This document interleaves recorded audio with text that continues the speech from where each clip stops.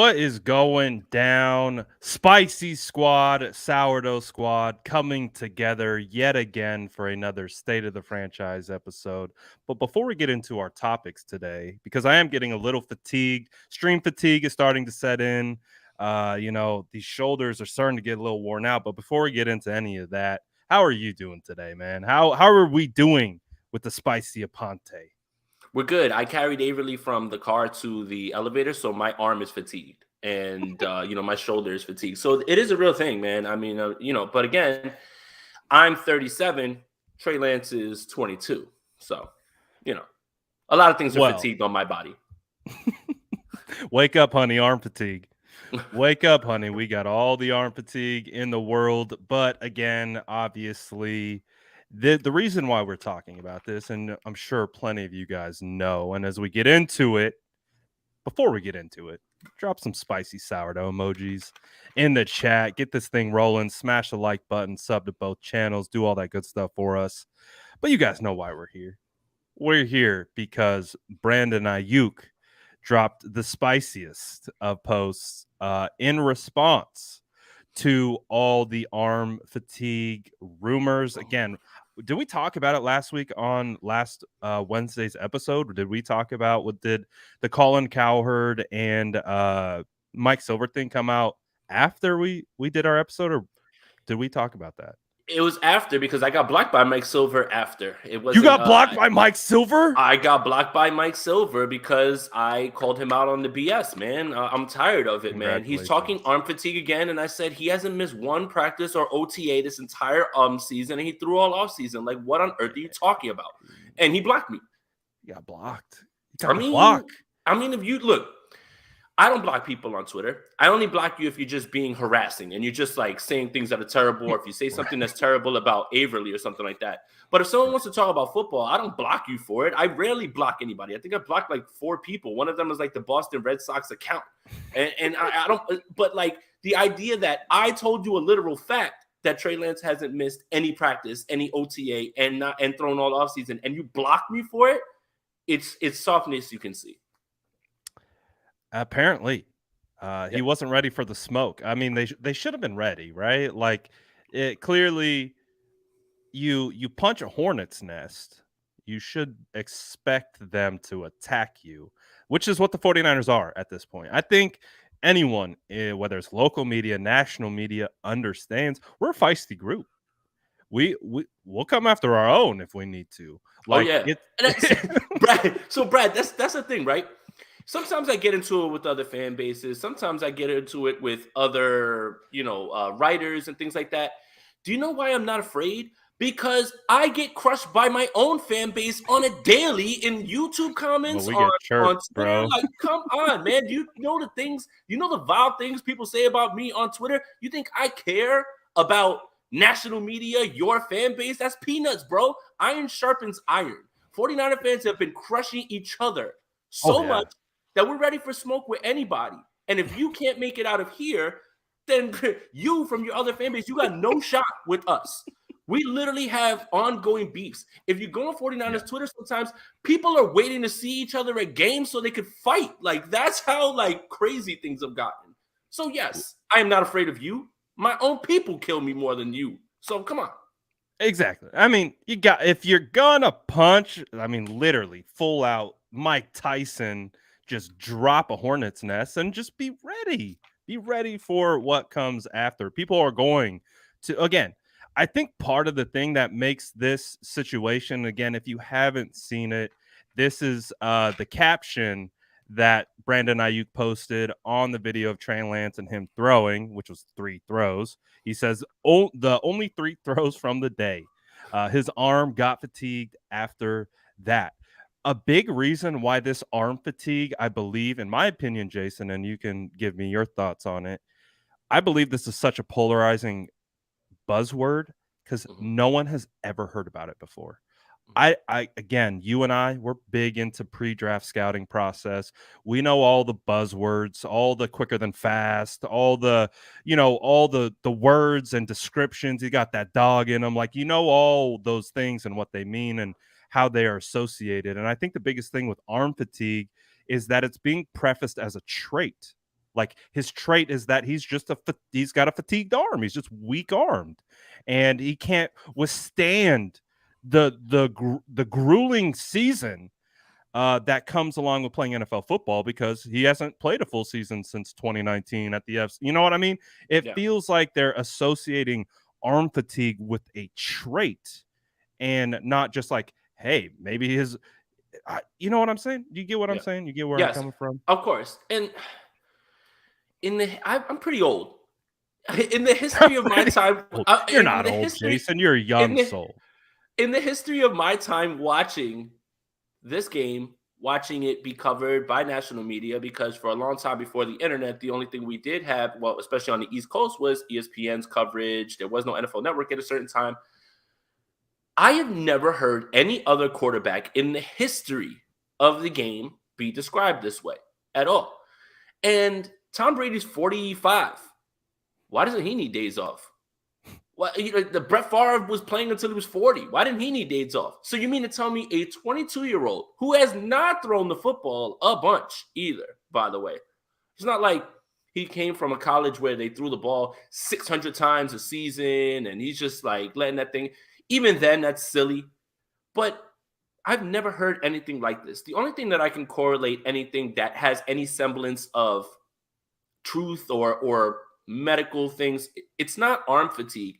It's teaching a new way to throw, arm muscles, things that you've never used before. Maybe that's what, I mean, I'm just speculating here. I don't think that there's any sort of arm fatigue. I think what is the best part about this whole Brandon Ayuk thing is this. Everybody wants the team to come out publicly at press conferences and say this and that. Well, there are no press conferences. It's good to see the team rallying around him and being funny about this because they think as little of it as we do. And that's a great sign. And Brandon Ayuk's worked with Trey Lance more than anybody. That's why I have Brandon Ayuk. And my hot take is I have him leading in all receiving categories this season. All of them. Everything. And receptions. 49ers? Or 49ers. Yeah, 49ers. Receptions, yards, touchdowns. It's going to be Brandon Ayuk this year. Because of the report that he had, the way that he runs routes. I kind of went into it deeply with the reception-perception chart on Brandon Ayuk and his success rate running routes that aren't conducive to Jimmy Garoppolo's strengths, that are conducive to Trey Lance's strengths. So not only on top of the rapport, on top of the things that Trey can actually hit, some of these you're seeing, I expect a big year. I believe if anybody wants any betting action, I believe the over-under for receptions for Brandon Ayuk is 56. I am smashing the over on that. Where would someone go and bet something like that, Jason? Aha, Underdog Sports. And you got a promo code or something? Promo code Aponte. And also for anybody who wants to get into a best ball tournament, keep your eyes peeled to my Twitter. I'm going to open one up today if you want to join. Use promo code Aponte, join, and let's play and let's go on a stream. But yes, that is a number that I'm smashing the over on. So it's good to see Brandon Ayuk talking about this in a way where it's a joke, because it does feel like a joke and it feels like nonsense. And it's good. The team doesn't necessarily have to do press conferences to shoot this down. We're in the social media era. When Deebo Samuel does something, everybody sets the whole world on fire. So you know what? Use your social media platform to shoot this down and support the kid. And good for Brandon Ayuk, man. Coach says fatigue these. But I mean, again, like, you kind of talked about it a little bit. Like, we can if you've ever worked out before, if you've ever trained before for any sport, it could be a marathon, it could be for water skiing, it could be for anything. You use a new set of muscle groups that you haven't engaged historically, that your body uses, and you're putting your body out of place. You could tire some muscles as you're beginning to grow them and engage them, just like anything. If you're going to start out on bench and you've never lifted before, you're going to start out really low, not doing a bunch of reps. It's going to be lightweight. You're going to be sore as hell. But then guess what? 2 months, 3 months, 4 months, you're going to be rocking. So that's the thing that I can rationalize. But the arm fatigue as a trait, as the way it comes across, like this is going to be something where we don't know if he's going to make it through the season. It just feels unbelievable at this point. So I am too glad that they're poking fun at it. If you go to Brandon Ayuk's Instagram page where he originally posted the video the 49er players got a kick out of it. Yeah. They were loving it. Right. And again, Colin Cowherd's not in the building. Mike Silver's never been in practice. These are guys that work with him all the time. Let me also talk about Colin Cowherd real quick.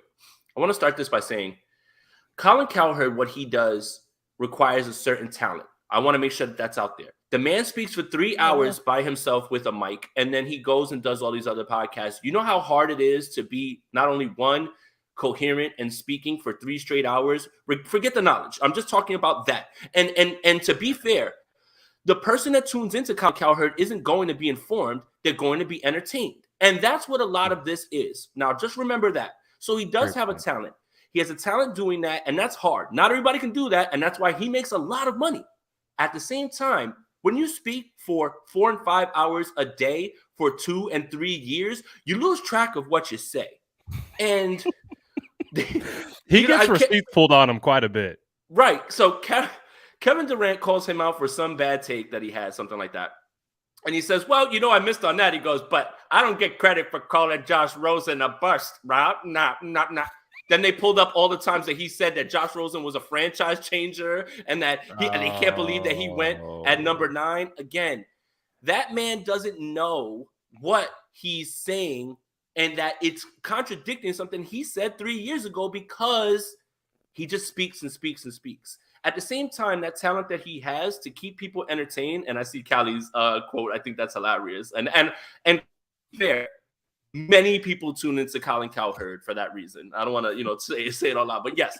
But Colin Cowherd has a talent to entertain, but Colin Cowherd doesn't have a talent to inform and keep you informed. Now, most of the time when you go to people for information, they don't have a balance of information and entertainment. They're either one or the other. So if you go to somebody who has a ton of information, you're sacrificing the entertainment portion. But if you go to someone who is entertainment, you're sacrificing the information portion of it. It's really hard to find someone who's entertaining and extremely informative at the same time, right?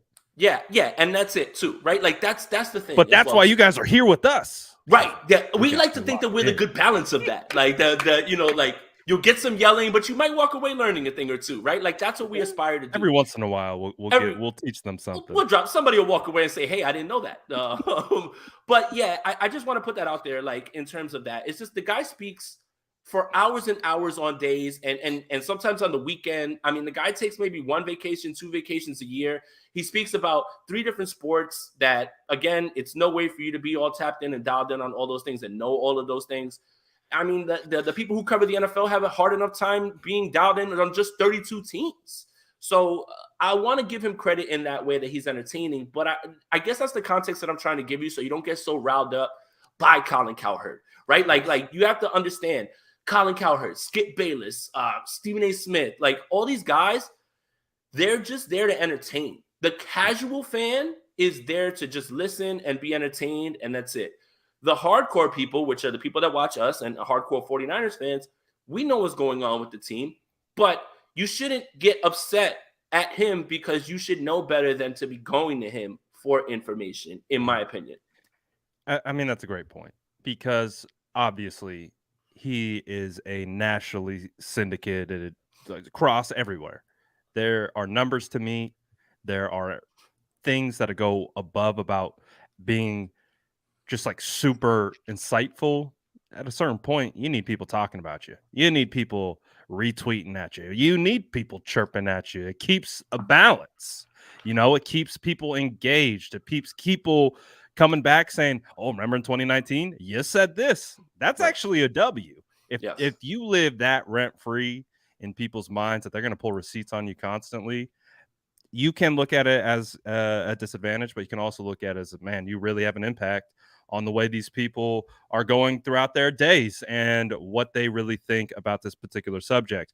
The arm fatigue, Trey Lance, 49ers, big engagement. We understand how it works. We're in the engagement game as well. So it's just wild at this point. Absolutely wild. let me see here. I think we got a couple super chats. Shout out to everybody in the in. chat. Shout out for everybody who's tapping in, man. Make sure you hit the like video, like on both channels, the sub on both channels, notification bell on both channels, man. Thank you guys for being so engaged with us, man. These Wednesday shows are a lot of fun, and it's because of you guys and the conversation that you guys bring. So, shout out to you guys for always tapping in with us. And Gray Fox is blessing us with a 10-piece and saying, "Oh man, my arm feels fatigued after moving the mouse to click this fit." Hey, be careful. Get those repetitions in. That can get strenuous over time. Be careful. Be careful. You might get blocked. Be careful. He says, "I'm going to need 3 days to recover. Can I convince Mike Silver to talk to my manager?" And just like Jason said, just be careful. Be careful the way you approach it. Be careful. You might not be ready. I ratioed the shit out of that man. That man's comment had like 3 likes. Yeah, you sure did. You ratioed I gotta look this up. Yeah, I ratioed him and then he blocked me. Like my like had like 100. Oh, I told him something like, put the phone down, you're getting baked. And like my had like 120 likes and his had like 3 likes where he says something or whatever. Like whatever. Was he like explaining like whatever? Yeah, he was like, me and Matt have the same square down. I was just like, shut up, man. I was like, you getting baked, bro. I was like, just put the phone down. I'm gonna find it right now. Yeah, you find it. I'm gonna find it. I'll try to look. I'll find it and I'll DM it to you so you can put it on the screen. Yeah, because you'll be able to see it like where it came from. I got you. In the meantime, let's go through some of the other super chats that we got rolling in. What's good, James? He says, "I'm feeling fatigue from all the fatigue talk." What's good, SDS? What's good, Faithful? What's good, James? My boy. Yes, Hope sir. Things are going well with you. Let's see what other stuff do we got coming in here as we clean it up. We've got Colin Cowherd is 2 takes away from saying Trey couldn't set. Oh, I sent it to you, Brad, because you can't see the initial response, but I just sent it to your Graham SFN. So if you want to pull it up on the screen, yeah, I'll look it up. While I get to that, Double B, that you snuck one by me there. Let's go. He says, "Look, man, bottom line, Trey's gonna do great, not elite. Jimmy will be cut. Defenses will be top 5 and carry the offense. Will the offense score more?" What is your overall? Let's hold on for the Jimmy. We'll get into the Jimmy in a second. But what are your thoughts on what he's saying about Trey? I mean, again, said this on the Oh Hey There podcast. Love Justin Fields. He didn't play well. Trevor Lawrence didn't play well. Zach Wilson didn't play well. There's a million excuses as to why you think those guys are going to be good. At the same time, these same people will look you in the face and say that Trey Lance landed in the best possible situation. Best play caller, best defense, best overall weapons. And yet, he's done. But Trevor Lawrence is going to be fine. Doug Peterson's there. Fields is going to be all right. Nagy's gone. Zach Wilson's going to be great because it's his second year. But yet, Trey after 2 games and a half, it doesn't matter that Kyle Shanahan's his coach and his play caller. It doesn't matter that defense is top 5. So, yeah, there you go. This is funny. He said, "Put the phone down. You're getting fried." And he blocked me right off of that. And look at what's the ratio? Go pull it up a little bit. I can't see from right here. Let me try to zoom in here a little bit. Where are we? I know I'm in triple digits. Where are we at? All right. Can you see a little bit better? Yeah, that's what is it? 63 to what? 121? 121. That's a nice ratio right there. Get wrecked, Silver. Was that a 50%? 50% ratio. Get wrecked. And you got the block as a result. Badge of honor. Enjoy your time on the Colin Cowherd podcast network. That's a lot of things that somebody else forgot, that they were on that show promoting him joining, because I don't think he's with NFL Network anymore. Right. That's funny. Yeah. That's a good one. Always good when they start the fire, but then just can't take the heat that comes along with it. That's what I'm saying. Is he's grandstanding and he's trying to bully people with the fact that, well, I know people and you don't know anybody. But then when I tell you he didn't miss any practices, which is a literal fact, and I tell you to put the phone down, you're getting baked, you got to block me. Bullies don't like it's like It's like the kid from A Christmas Story, the one who's he's pushing Ralphie, and Ralphie snaps and starts washing him. Ralphie ain't having it. Yeah, bullies don't like it when you punch back, bro. Like that's it, man. Like that's the thing is they only like it because they feel when I say this, nobody's gonna say anything back. But when somebody says something back, they can't take it. That's a typical bully. Yes, sir. So pretty funny. Oh, it looks like you're not the only one. Looks like he's been passing out blocks. He's Trent Williams to the game, bro. He said Trent Williams. Mic drop. Camera disappears. That's it for Jason Aponte. He just mic dropped and left us. I just went to do the lap. And guess what? My legs kind of hurt now. They're fatigued, man. I don't know how to see. It. Damn it. You better ice up, son. Ice up. Ice up, son. So obviously, we're gonna have a hell of a lot of fun with this arm fatigue, arm fitness. Drop the darts in the chat. We're gonna have a lot of fun, especially anytime Trey Lance throws bombs, throws lasers. Again, we don't expect him to be perfect. We expect him to have growing pains and have days or vacuum of drives that look great and things like that. But we're gonna have some fun. I think we are. I think they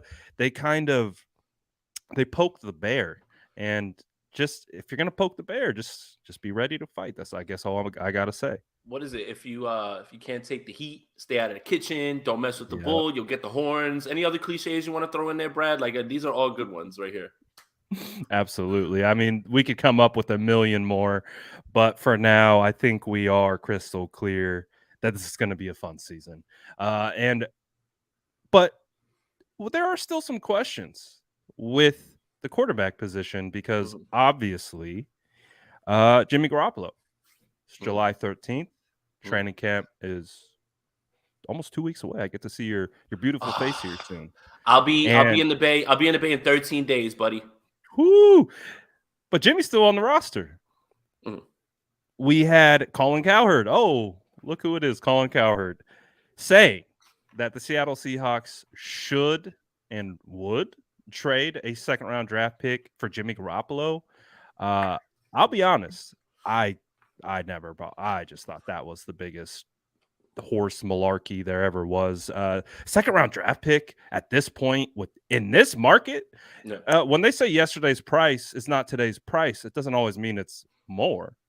It can mean it's less. And it feels like based on the market, the available teams, where Jimmy Garoppolo is, it doesn't feel like the price is all too high at this particular time, especially second. But hey, you never know. And then you had Seattle social team come out and post they knew what they were doing. Ill-timed interception by Jimmy Garoppolo to Quandre Diggs.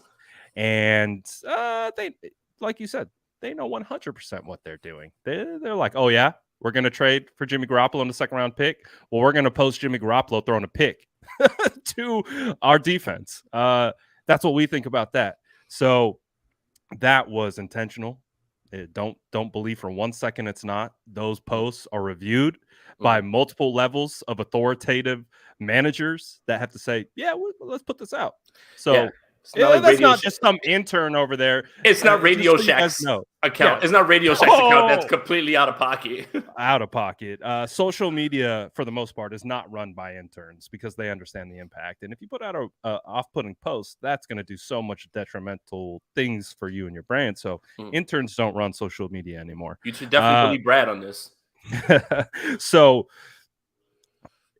what do you make of the Jimmy Garoppolo situation? Do you think that there's a chance he goes to Seattle, regardless of me not thinking that is too much of an opportunity? Well, we're still here asking the same question. If the Seattle Seahawks want to send the San Francisco 49ers a second-round pick for Jimmy Garoppolo, in this economy with these gas prices, I will drive from here to Santa Clara, pick him up, then drive him to Seattle.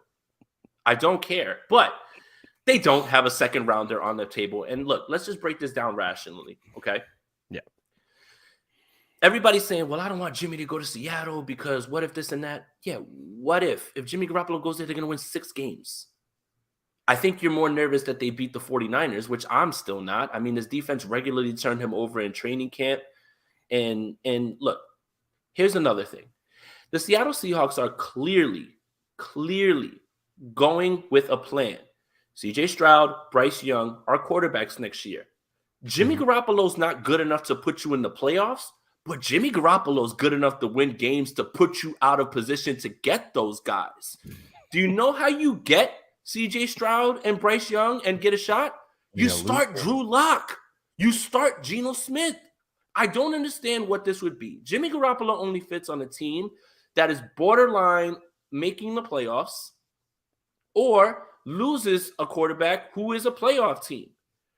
Sending Jimmy Garoppolo to the Seattle Seahawks would turn them from a 4-win team to a 6-win team.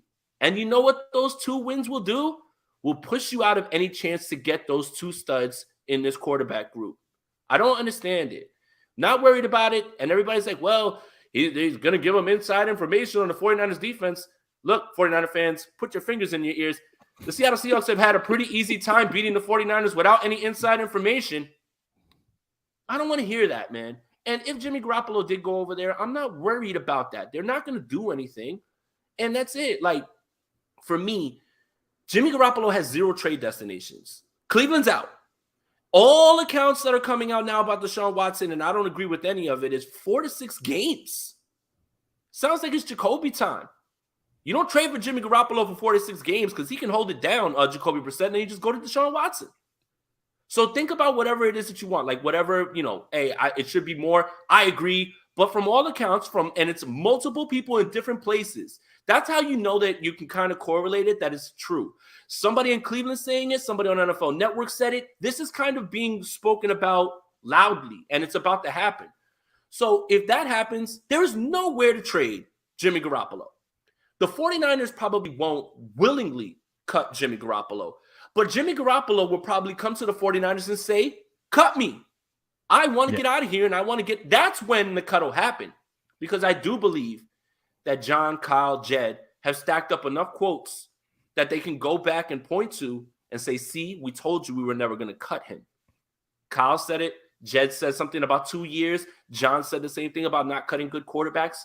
So ultimately, how this ends at this point, because the Panthers are out and I felt that was the last destination, is Jimmy's camp, when he passes a physical, says, cut me, let me go, and I need to find a new place. And then the 49ers will have to do that push come to shove. That'll be your push come to shove. But if they leave it in the hands of the 49ers, I don't believe that they're going to cut him. Like, they'll be able to just say, yeah, well, we told you we were never going to cut him. Why don't you ever listen? You guys are running with conspiracy theories. We told you.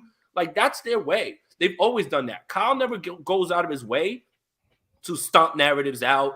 He doesn't care. Let you speculate. And then when you come to him and ask him questions at press conferences, well, I told you a bunch of times that we were never going to cut him, so I don't know what you guys are talking about. Like, that's Kyle. Like, and that's what they would say. So, yeah, it's done. It is done. And Seattle's not going to trade for him. Not that it's impossible. I mean, Philadelphia traded Donovan McNabb to the Washington football team. Drew Bledsoe got traded by Bill Belichick from the Patriots to the Bills. It's not out of the question. It's just not common. And again, if you're Seattle, why? Why? Lose all the games that you can by under the guise of, well, we wanted to see what Drew Lock got.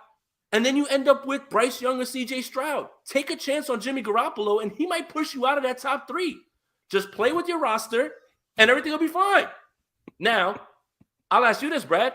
Do you want to see Jimmy Garoppolo go over there so Seattle can't reload and get CJ Stroud or Bryce Young and start this whole process all over again? I'm gonna keep it a buck with you, Jason. I do not want to see Jimmy Garoppolo go to Seattle because although the range of outcome that Jimmy comes in and beats the 49ers is marginally small, I have been doing content long enough and know enough about the NFL that you never say never. And I have watched the San Francisco 49ers be swept enough by Seattle to understand that if we get talking like we're talking, oh, Jimmy's trash, send him up to Seattle. I didn't say he was trash. Care of him. I'll never say he's trash. You're saying he's trash. Yeah. The general thesis of engaging with 49er fan on a daily basis would say that. And that actually occurring, again, the ranges of outcome of it being actually happening are so small that we're just entertaining the thought process at this time. Mm-hmm. I will like to let everyone know that if Jimmy went to Seattle and beat a Trey Lance-led Seattle team 2 times, just 1 time, Burn it down. everyone is Burn it getting down. toast. I'll be honest with you. Toasted. I'll be honest with you, man. I'd laugh and laugh and laugh, man. I really would, man. I mean, look, I don't know, man. I would laugh because I'd be like, I mean, What? you know. See, all right. So, but look, this is the question I'd pose to 49ers fans. Let's just say, the genie pops out and says, well, in order for Trey Lance to advance and you guys to make the playoffs, you got to sacrifice 2 games to Seattle with Jimmy Garoppolo. I mean, in the grand scheme of things, the Seattle Seahawks fans will come at you and say, haha, we own you. And we'll say, haha, we made the playoffs. You're a poverty franchise again, and you're never going to go anywhere. So again, you have to kind of look at what, in the grand, I know I'm looking at it in a vacuum. I'm looking at it in a silo. Right. And I think in that silo, 49er fans talking all big and brash right now, sticking their chest out. Oh, you scared of Jimmy Garoppolo? No one's scared of Jimmy Garoppolo. No. You're scared of the outcome of Jimmy Garoppolo. That's what you're scared of. That's it. You're scared of getting beat down by the guy who holds a massive boulder on his shoulder and is going to come and want to take it to you like he took it to. I'm not even going to go there. But anyway. it would be this. It would be that Jimmy Garoppolo is mid the entire season, but those 2 games against the 49ers, he's a superstar. He just turns it on. And and all of a sudden he's throwing deep. All of a sudden he's throwing outside the numbers. 49er fan Trey Lance has a bad day. Right. Now think of Colin Cowherd and Mike Silver. They're going to be doing roundhouse windmill dunks on every 49er fan. That's the range of outcome that I speak of. Is Jimmy going to land in Seattle? If I had to throw a percentage chance on it, 0.3%. I really think it's not going to happen. The last time the San Francisco 49ers made a trade in division, I believe, was with Seattle in 2010 for draft bust Kentwan Balmer in exchange for a 6th-round draft pick. That is not the same of trading who they tell us nonstop. We believe in Jimmy. We think Jimmy is a franchise caliber quarterback. He's a starting quarterback. I just don't see it. I don't see it. And I do see that where everyone's how energy works. Sometimes it backfires, it ricochets, someone's so confident that it almost boomerangs the opposite. And 2 other things. That's my caution, and that's it. And 2 other things. Look, I'm not trying to disrespect Jimmy Garoppolo. I do believe he's a starting quarterback in this league. I believe that he's better than a lot of quarterbacks, including Baker Mayfield. Here's the thing. This 49ers defense knows him. They turn him over regularly. He still can't see the underneath linebacker. Fred Warner goes crazy when it comes like that. And it happened. I agree. Al-Shire, Greenlaw. It happened all training camp last year. I mean, he threw more interceptions than Trey Lance did. And then Kyle Shanahan's not calling plays over there in Seattle. That offense, their line is significantly worse, and their play caller is not that good. So, I mean, I feel like the reputation that Jimmy has now, however grand it may be, however you look at it, right? Many people say that he's top this, top that. You know why? You know the reason that you feel like that, right? Kyle Shanahan. Situation dictates a lot of that. If Jimmy Garoppolo gets paid again, he needs to send Kyle Shanahan some money. A little bit of money. Thank you, bro. Shout out to you, man. Appreciate you. The reason anybody holds Jimmy in high regard is because of Kyle Shanahan and that system. And it's again, I think you nailed it when you said fans are more worried about him beating the 49ers as a Seahawk than they are saying, well, the Seahawks are back. They're not going to make the playoffs. They could literally lose. They could go 2-14, 2-15, whatever it is. But those 2 wins are against the 49ers. They're going to be sick. And you know what? Sick. You could be upset and say, hey, listen, you lost to an inferior team. Okay, whatever. But if the 49ers make the playoffs and go on a deep playoff run, are you really going to still be Like, oh my God, man, I can't believe. Like, come on, like let's in the We're grand talking scheme of about the things. vacuum. We're talking Yeah, about the silo. yeah, That week of content right. will Oh, that week of be contact would be. insane. Oh my God. Speaking of, Yep. let's get to some of these. Yep. Arturo, appreciate you, my guy, dropping the $10 super chat. Says the only thing that drives me crazy is during the season, all the media was cooking Jimmy, and now they flipped, and he's a winner. Which remember when Jimmy in 2019? Oh, they called us the pretenders. They were roasting Jimmy off of ACL surgery as he was coming back. This is all of a sudden you got Albert Breer saying, "Oh, maybe Jimmy's a little underrated at this point." I mean, they have switched their tune, and they've kind of switched the energy, right? Same energy, they've just transferred it to a different player. We all know quarterback wins is not a stat. Mitchell Trubisky has more quarterback wins than Deshaun Watson. Jared Goff has more wins than Deshaun Watson. It's, again, quarterback wins need to be contextualized.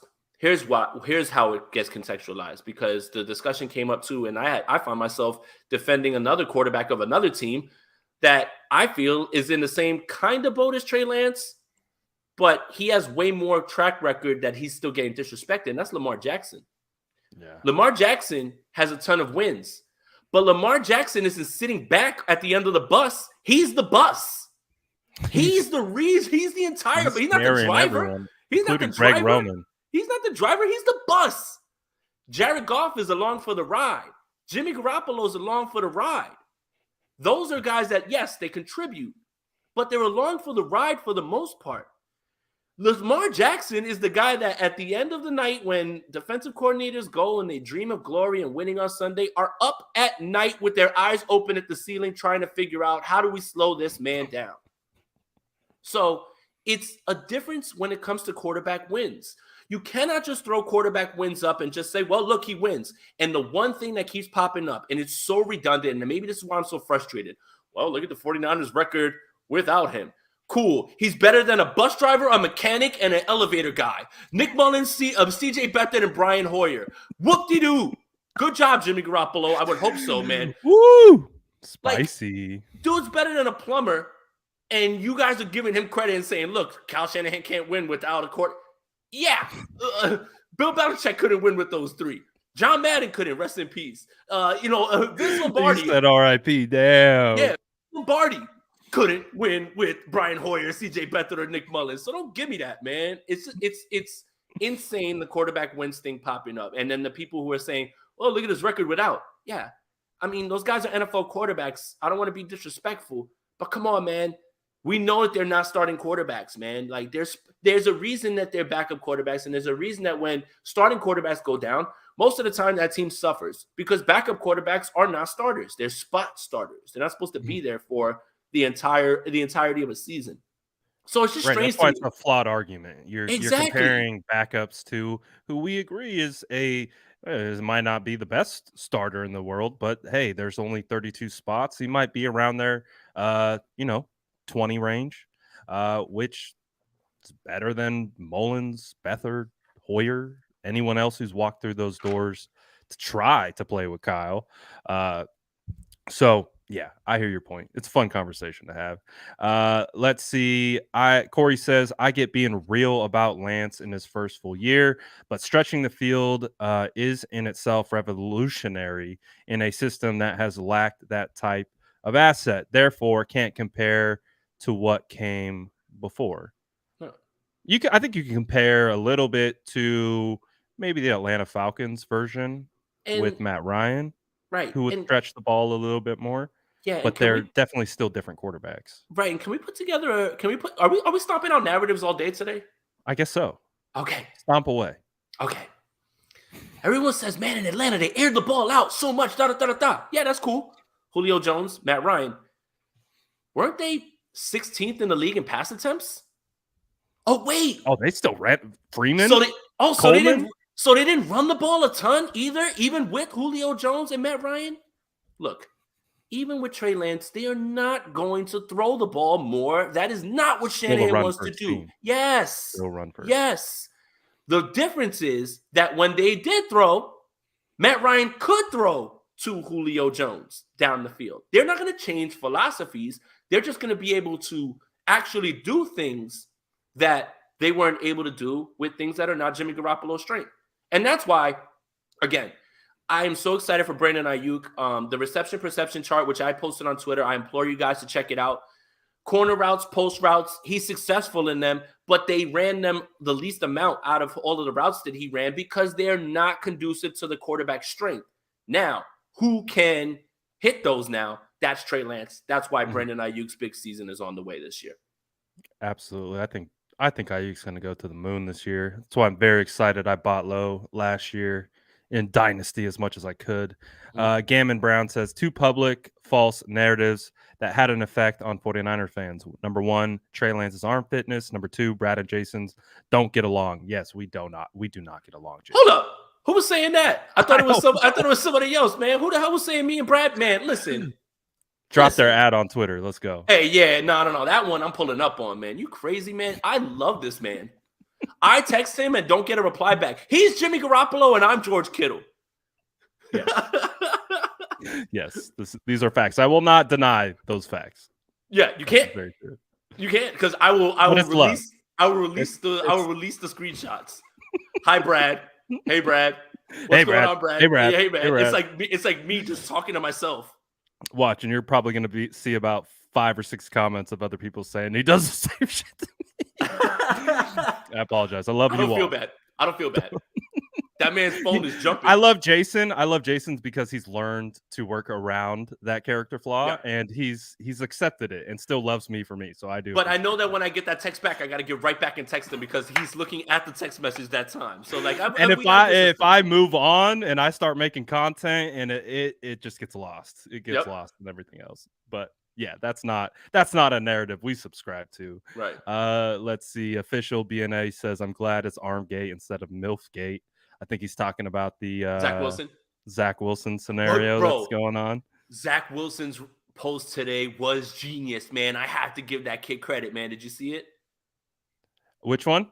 Zach what Zach posted today? Yeah. Like, I've had bad cell service. What's new? Yeah, he's like, what? He was like, I had my phone off. What's going on? That's so good, man. That is so good. Got to give that man props. And then his mom on her IG story, I don't know if she's unaware or if she's fanning the flames, but she's running an aerobics class, and she's like, look how hot my friends are. Look how hot my friends. I'm like, wait a minute. What are you doing, dude? Like, are you guys playing this up now at this point? I mean, they saw how well it's worked for the brand, bro. They've seen how well it's worked. I'm not going to lie. I've not seen someone's like stock from a perception standpoint change this dramatically off something that was intended to shade him. It's been crazy the way, again, we know the social media world that we live in and the way everyone reacts to it. It's just look, and this is it. Like, doesn't matter. Let's get back to the 49ers stuff. But this is the last thing.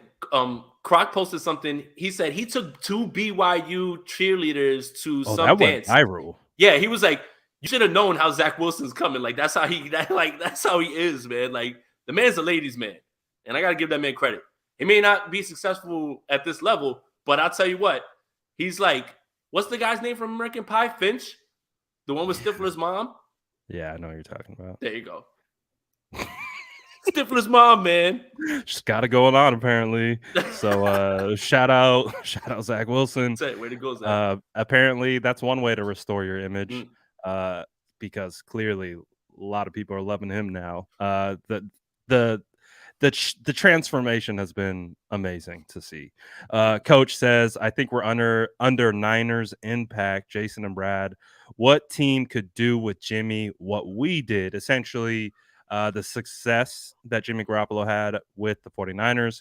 Jimmy's career has been cake, not just the Niners, Pats too. I want to see him have a NFL team look up to him. Oh, man. Jimmy needs to have very good play callers. Like, McDaniel is a good play caller, understood what he had to do with him and everything. Andy Reid, if you saw the success that he had with Alex Smith, that's a pretty good comp. I think that Andy Reid would be somebody that could get the most, but you're not gonna get rid of Patrick Mahomes for him. So like, but it's not as simple as just saying any Shanahan system, right? I don't think Matt LaFleur could do that. I don't think Well, Sean McVay could. Sean McVay could. Sean McVay did a job. Sean McVay fooled a lot of people into thinking that Jared Goff was an upper echelon They paid starter, him a lot of money a too. lot of money. But then as soon as he figured out, yeah, I can't do this anymore, they shipped his ass out. Or I can get Stafford, then Right, I'm exactly. not gonna So sit here. I'm gonna say off the top of my head, Coach McVay and Andy Reid. Andy Reid's done it with Alex Smith, and McVay's done it with Jared Goff. I think those are two really, really good places. But again, you're not replacing him for either of those quarterbacks. So I think if you're gonna quantify Jimmy Garoppolo and use a hot button topic, he's a game manager. Like that's what he does. yes, He's good in the huddle. He's good by directing traffic. He might miss some traffic at times and throw to the wrong opposing side of the ball, but that comes with kind of that situation. I think the Alex Smith comp was perfect.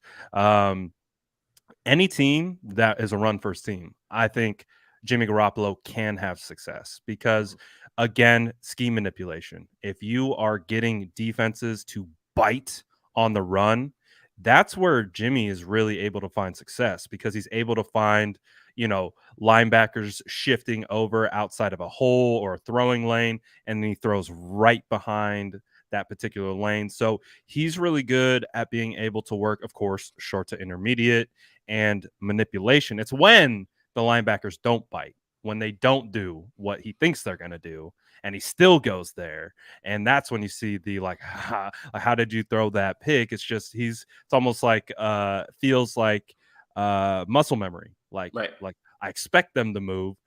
They should move, and I'm going to keep my timing and let it Yeah. rip. And you're just And and that's the thing too, is in obvious passing situations at times, and coach brings up a good point. I think this is why I named those two situations, because Jimmy can be serviceable, but you would see a noticeable decline in whatever it is that you believe that he does well, based on the fact that other play callers are not going to be as good. Let's just say he went to Carolina. Ben McAdoo has an offense that's going to be tailored to him. He wants to throw short passes a lot. That's why I think Baker is going to be fine. He's going to be fine. DJ Moore is going to have the best season that he's had his entire time, and he's put up 1,200 yards with Teddy Bridgewater and my guy Cam, who, obviously at the end of his time wasn't, that guy, even Sam Darnold. So I think that Baker's actually probably playing with the best quarterback that he's had. But Ben McAdoo's offense is conducive to short passing and quick throws. But it's not the same because those guys know how to, like you said, add wrinkles to the game, add wrinkles to the offense to make things easier. Right. Kyle's sending fast motion. So once a linebacker starts moving another way, it opens up a throwing lane, literally for one of those, dragon concept slants or the double slants on the other side that Jimmy's so good at hitting. Just get it out and go. But when it's obvious passing downs, got to have it. 3rd and 19, 3rd and 20, 3rd and 21. Sure, he has. Even a 3rd and 7. Sometimes. Right. He's converted those, but he's not going to convert them at a high clip that you feel confident on. Like, look, as 49er fans, right, as 49er fans, we feel bad when the ball goes and the screen starts panning and you're starting to look at where the ball's being thrown to. It's not a good feeling, especially in the games where he's struggling. When Jimmy lets it go and the camera starts going and the ball leaves the screen and they're moving it, you're like, oh my God, where's it going? Where's it going? And then if they complete it, you're like, yeah, but that's not a good feeling. Like, you don't have that feeling with the upper echelon quarterbacks. And again, there's only a certain amount of those upper echelon quarterbacks. That's what makes them elite. But that's just who Jimmy is. Jimmy's a starter in this league, but you need to have a very, very good system if you want to see the most out of him. And I think that across the league, everybody believes that Kyle Shanahan got the absolute most out of Jimmy Garoppolo. I don't know if there's another gear. Go for it, Brad. I think, too, to kind of piggyback onto that point, I think one of the biggest things that I identified with Jimmy Garoppolo's game is that the inability to take advantage of stacked boxes. To me, that's where it really pointed to me where his limitations lie, is that the fact that defenses were daring him to take advantage of them, and he still, whether it was a function of play calling or whether it was a function of his ability, he just would not challenge stacked boxes. They would literally squat on those short to intermediates and tell you that's exactly what they're doing. And to me, that's where you start to question, like, all right, like, we know Kyle Shanahan is trying to take advantage of defenses and what they're showing. And if they're showing something that can be beat with man coverage, with a go route down the sideline with Brandon Ayuk, Deebo Samuel, George Kittle, taking advantage of the seam, whatever, because you have stacked boxes and safeties are playing in tight towards the line of scrimmage because they know if you're going to throw, it's going to be short to intermediate or you're going to run. So, hey, they started to figure out, let's just stack the box. Let's just play underneath. And the biggest thing that stood out to me from watching tape was Jimmy's inability to take advantage of that. So that's where then I'm like, oh, wow, this feels like there's real limitations. This feels like he feels comfortable doing one. I think Javi posted a throwing chart that was like a heat map. Oh, his heat map is all in the center of the field. There's nothing outside the numbers. Is all in the middle. And if you take that concept of the way defenses were playing him, like that's what they were doing. And what you want to see is the counters off that. When they're selling out to stop the middle throw or the run, take advantage, spread them back out to reopen that area. But he wasn't doing that. And so that's where I see the limitations. Can you manage wins if you have potentially CMC, solid offensive line, good yak weapons that you just get the ball to in short area and they do all the work? Yeah, you can win that way, especially if you have elite defense, good special teams. But I think the conversation is that we're kind of getting to is Garoppolo capable of carrying a team? And back to what you talked about, the Lamar, kind of the tractor trailer reference kind of a thing. Is he pulling the trailer or is he sitting in the trailer getting tugged along? I think we would all kind of rationalize that Jimmy's more kind of along for the ride and he's helping facilitate, which is part of playing quarterback. Let's not pretend like it's not. Like a point guard.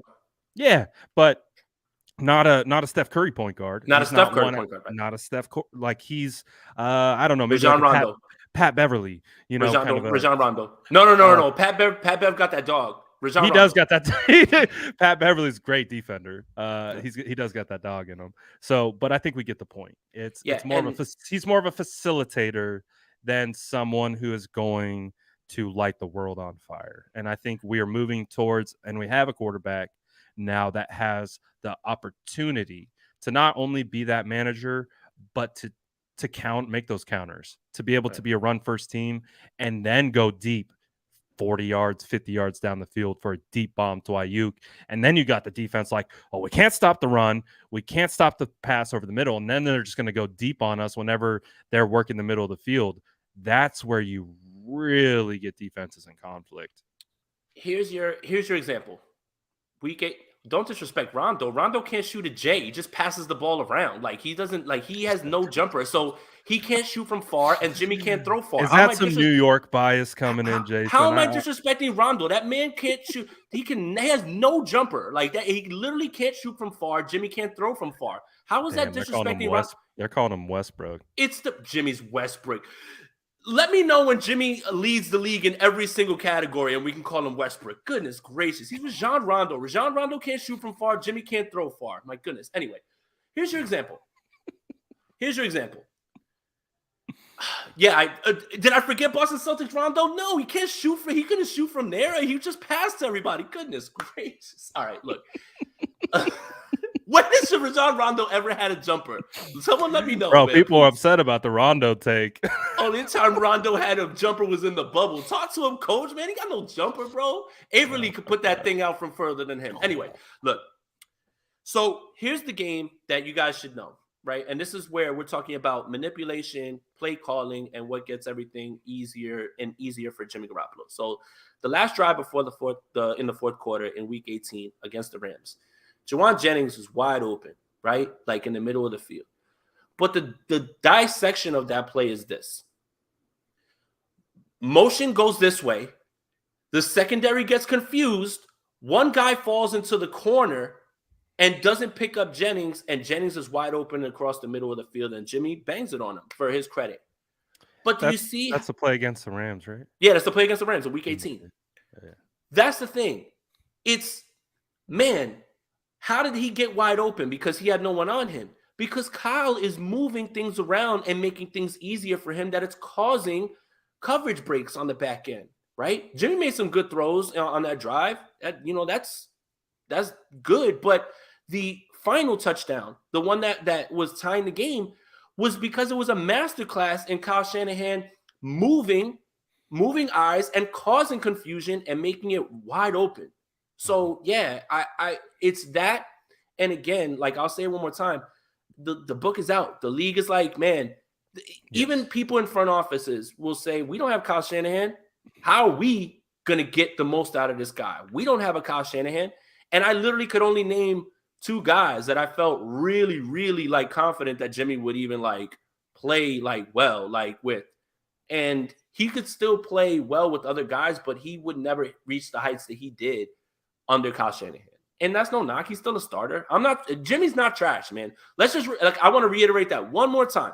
Jimmy is not trash. He is not trash, and he's better than a lot of starting quarterbacks like Daniel Jones, Baker Mayfield, like a bunch of guys. Like certain weeks he's better than Ryan Tannehill. Like, I'm telling you, like, he's not trash.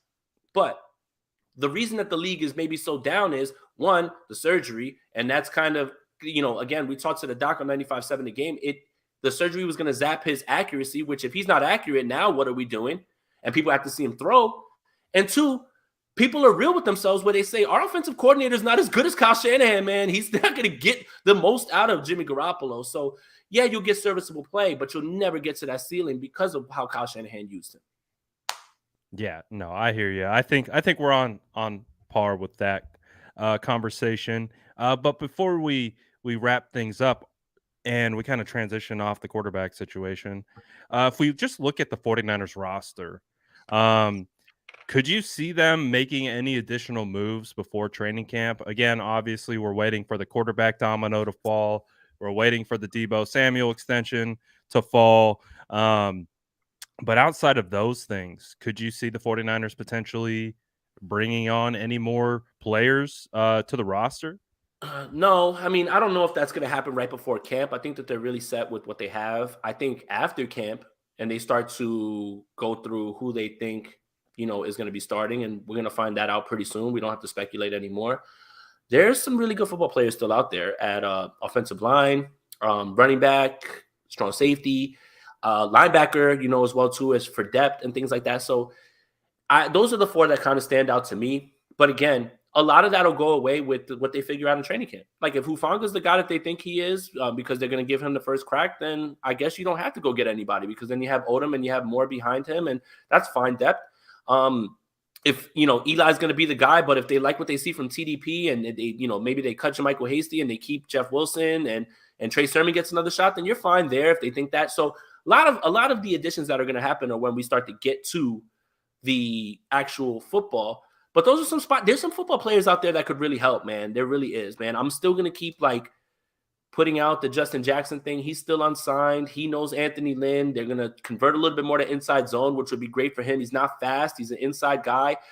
Backed up Austin Eckler admirably. When you give him chances, he's actually played well. He's still out there. There's other guys, if you go through the list, that you're like, still, he's unsigned. And that doesn't mean that the league is down on them. It's just, there's only a certain amount of roster spots, a certain amount of people. And plus, once you get to camp, you want to see what you have before you kick a guy away and you figure out what's going on. Right. So I think training camp is going to determine a lot what this team does, but I don't see them bringing anybody in before training camp until after the pecking order kind of gets put together. That makes sense. So you get the tape on the guys that you have in the building, assess, evaluate, and then be like, all right, now we're going to make a decision, potentially maybe bring in another offensive lineman, safety, linebacker, what other positions maybe tight end. Maybe they're not thrilled with the tight ends that they brought in, and Troy Fumagalli, Tyler Croft, and Dwelly. I was about to say, are we disrespecting Tyler Croft? Like, is that what we're doing? What are you? I don't know if we've talked about it. I'm sure we have, but what do you think about Tyler Croft? Do you think he has a chance to make the roster? I think he does. I think the contract kind of screams that they want him to be there. 1 year, some guaranteed money. I think that move kind of put Ross Dwelly on notice a little bit, because I don't think Charlie Warner's going anywhere. No. I mean, he's too imperative to what they want to do, and he's cheap. For lack of a better term, he's cheap. What he provides. Yeah, what he provides from a contractual standpoint as a 6th-round draft pick on his rookie deal, and being that second blocker that Kyle uses all the time, great value right now. Yeah, and I think that Kyle, when he evaluates players, he's like, how tall is he? Bring him in.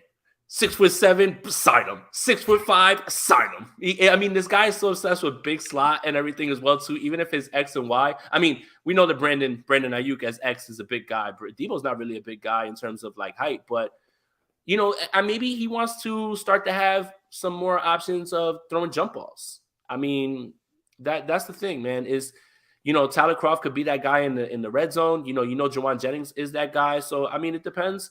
But I really do think that was a move to be pushing Ross Dwelly to figure out, hey man, we know that you're not necessarily a blocker, but can you show us a little bit more in the pass game, because there's going to be some good football players that are going to be let go from this roster just from a numbers crunch, and not because they're not good at football. So I think you bring in as much competition as you can. You see who is the best of the best, and you try to make your best decision based on that. So I don't see anything wrong with that. Absolutely. And like Jason is talking about, we'll be seeing all that competition, all that good stuff in about 13 days, 14 days The away from 27th is the training first camp. day. 27th is the first day. Fans will be in attendance. Of course, Jason and I will be there, and it will be a lot of fun, and we'll be able to talk about football instead of arm fatigue and stream fatigue and all those other kinds of things, all the other fatigues that exist. And yard house fatigue, because you know how I get it in. We do a yard house every single dude in Indy. I was like, they have a yard house after the combine. I was like, go to yard house. Go to yard house. Facts. So we're going to be transitioning towards real football. I would imagine we're going to be doing potentially heavy topics on training camp next week, position battles, things to look out for, surprise, like standout, surprise cuts, surprise, those types of things. So we'll definitely be getting more back into the meat of football rather than just talking about other people's nonsense, which is fun. It's been fun. It's been thank them for the content. Exactly. Otherwise, we'd just be sitting here like, I don't know, man. When does camp start? Yeah, are you going? Well, yeah, we're making up our own content. We're like, so it works. It works a little bit. So hey, they know what they're doing. We know what we're doing. So we appreciate everyone who's tapping in with us every Wednesday. We really do appreciate, again, all you guys always commenting, sending super chats. Again, just the vibes in the chat alone are immaculate. So again, do us a favor as we're closing things down. Make sure you're following both Jason Aponte 2103. He's dropping bangers on IG now. So make sure you're following this man on IG, Twitter, YouTube. Man's going worldwide. So better get on before you get left, and you know where to find me. We're the SF Niners everywhere. Hey, Brad, one more thing before we go. For anybody who wants to join, we're going to do a best ball draft tonight. We're going to do a stream as well. For anybody that wants to join on Underdog, I'll send out a link. Make sure that you guys get on Twitter so you can take a look at that. Join the draft, join the stream, and we'll, maybe we can win you some money. Use the promo code Aponte, and you can get a deposit return up to $100. So if you put up 100, it turns into 200. You put up 10, it turns into 20. So if you guys want to play fantasy football against myself, against one of my good friends, Faraz, who's good at Upper Hand Fantasy, join in on the draft, man. I'll send out the link a little bit before the stream, and we'll go through the picks and we'll talk about it. So just look out for that tweet, and I'll be sending that out in a bit so you guys can join. Absolutely. What's good, 49ers throwback? Coming in a little late, my guy. But we see you around. We appreciate you always shouting out all our content. We appreciate everyone who helps get the word out for Jason and I. So we really do appreciate it. And again, tap in for the best ball, all that good stuff. Appreciate you guys. Again, sub to both channels, all that good stuff. We appreciate you as always, this close to training camp and real football. So we'll see you guys next week, and we'll be talking about whatever everyone else